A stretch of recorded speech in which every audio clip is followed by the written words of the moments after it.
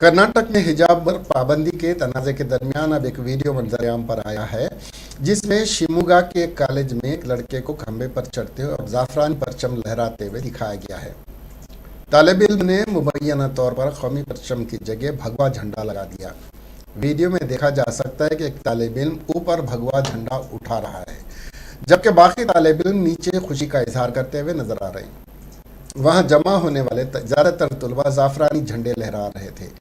शिमोगा में मंगल की सुबह पथराव के वाक़े के बाद दफ़े 144 नाफिज कर दी गई है।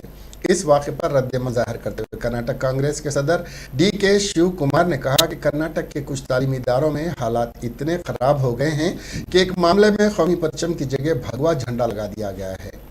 मेरे ख्याल में मुतासिरा इदारों को सज़ा मिलनी चाहिए। अमन व अमान की बहाली के लिए एक हफ्ते के लिए बंद रखा जाएगा। इन ऑनलाइन स्टडीज़ जारी रह सकती हैं। कर्नाटक हाई कोर्ट में हिजाब तनाज़ा और हिजाब पहनने पर तालिब इल्मों और हुकूमत के दरमियान तसादुम किए मामले की समाअत के बाद एहतजाज में शिद्दत आ गई है। मंगल को कर्नाटक में हाई कोर्ट में समाअत से पहले ज़ाफ़रानी शाल और हिजाब पहने तलबा ने एक कॉलेज के बाहर एहतजाज करना शुरू कर दिया। बागलकोट में पथराव के बाद एहतजाज पुरतशद्दुद हो गया और पुलिस को लाठीचार्ज करना पड़ा। कर्नाटक में हिजाब पर तनाज़ा उस वक्त शुरू हुआ जब उडुपी में कुछ तालिबात को हिजाब पहनने की वजह से क्लास में दाखिले से मना कर दिया गया। कॉलेज ने कहा कि अगर यहाँ यूनिफॉर्म लागू होता है तो मुख्तलिफ लिबास पहनकर आने वाले लोगों को कॉलेज में बैठने की इजाज़त नहीं होगी।